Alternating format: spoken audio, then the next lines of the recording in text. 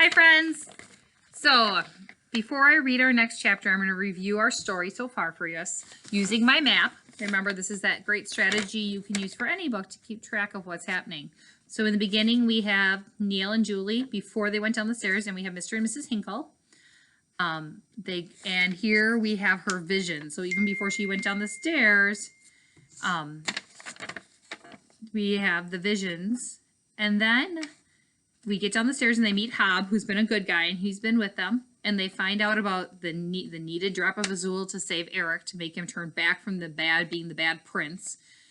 They go through the dunes in the desert, that's the hill, and they put those masks on when they go into that cavern, which is like that little restaurant, bar area where they wore the masks. Here they are inside the cavern, and they're being chased out by the general, and we have the fox, and we have the little sand people. And then we go down the stairs, and they meet the sand people, and they're in their home, and we have the Tuscadon, and then they are going to go through the Forbidden Passage. And here we have that six-headed snake, that big monster, which we found out was made of the drop of Azul when Julie went into the passages by herself and found the the ancient city of Koomba. That was the whole gold-covered passages that nobody knew about. They didn't know it still existed. She finds out that this monster really is that last drop of Azul, so she comes out. They realize that they have to make it very cold for it to turn back into the Azul. So there's my picture of, even though it turned back into an elixir or the Fazul before it went back into the vial, I drew it like the little monster inside of it to help me remember that the monster can be the Fazul and the Fazul can be the monster. And then I also drew the moon medallion because Julie had that vision of Galen, and in that vision of Galen she found out that he had hidden the moon medallion, which they need to save the city of Jaffa, for 100 years. And Eric wanted that, so now we have a problem. So as we begin our next chapter, chapter 8, we're on page 92. I really encourage you as you're listening to do two things. One, have your book out in front of you and follow along. And number two, stop the video once in a while and do a read, cover, remember, or tell. Now you might be listening while you read, and that's totally okay, but we want to still make sure that your brain is paying attention to what's happening, okay? I also stop along the way and talk a little bit about it, so pay attention. Please don't have this playing and be doing something else, because then you're not going to know what's happening. You really want to take this time to focus. This chapter is a little shorter, so maybe you only stop it like 2 or 3 times and do a check-in. Do I know what's happening? Okay? So the chapter is called Crazy Katina. Legendary my foot, said Neil, as the kids stood at the crest of the star dune. Snakelings are plain old nasty. A column of snake-like beasts assembled in the front of the trading post, while the lion-headed Captain Grunto and Slivor, the snakeling leader, dragged Mr. and Mrs. Hinkle inside. Even from the distance, the kids could hear Eric's parents complaining. I don't think the Hinkles really understand the danger that they are in, said Julie. People, we need to get down there, said Kia. We have to get them free. I'm noticing that Kia sounds like there's some urgency in her voice. She knows that something really bad could happen to them. And we shall help, said Mashta. The Sand Children murmured in agreement.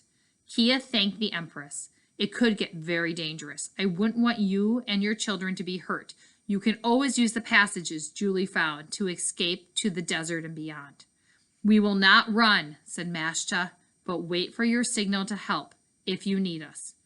Good, said the princess. Julie, Neil, Hop, come on. So they're going in to fight the snakelings and save the Hinkles. Julie secured the vial of Fazul in her belt, and she, Neil, Hob, and the Night Fox followed Kia down the dune, keeping out of sight of the horde of snakelings. They circled around the back of the trading post. So the trading post, remember, is that like bar-like place, that shack that they went through before, and peeked through the broken planks. We could cause a distraction, whispered Hob. More genie snow, perhaps? There are far too many of them, said Kia, even with some good, bad weather. How about that one word that we don't like so much? Asked Neil. Julie smiled. You mean attack? That's the one, said Neil. So I'm thinking they decide that they're going to just have to attack these snakelings. The children looked at one another. They all nodded in agreement. 1, 2, 3, attack, said Kia. The 5 friends burst into the tavern, just as the snakelings chained Mr. and Mrs. Hinkle into chairs. The slithering creatures hissed and growled when they saw the kids. Let Eric's parents go, said Kia, her fingers sizzling with violet sparks, or fear the wrath of Kia. And the wrath of Julie. And the wrath of Neil, said Neil. And Hob, said Hob. Halt! Sliver slid forward, grinning. So Sliver is like the lead snakeling. He's like in charge of the snakelings.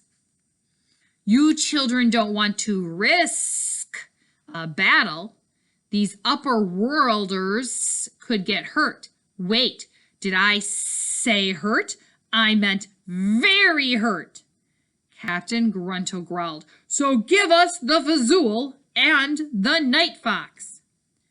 And you can have the old ones, added Sliver. So who are the old ones? Who are the oldest people here? Those would be the Hinkles.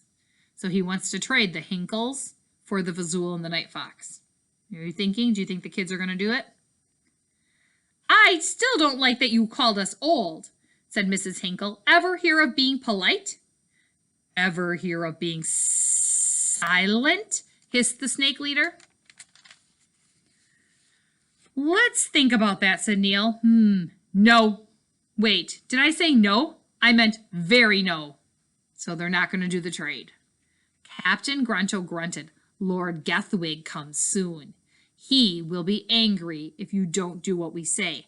First, give me the fox. The Night Fox growled. Rrrr. And if we won't? Asked Julie. Yeah, if we won't, said Neil.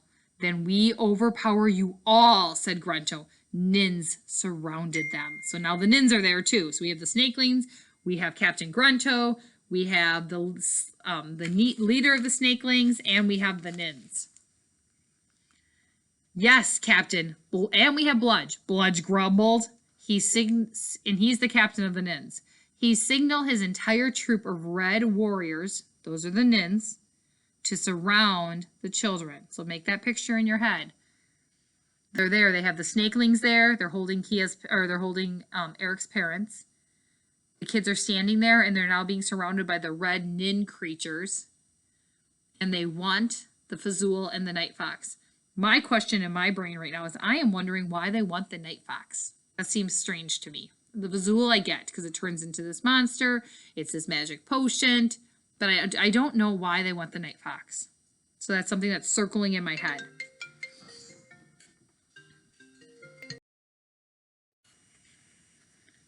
What do you say we talk about this, said Mr. Hinkle. 1 or 2 friendly words might help us sort this out. No words, said Grunto. Time for words is over. I prefer numbers.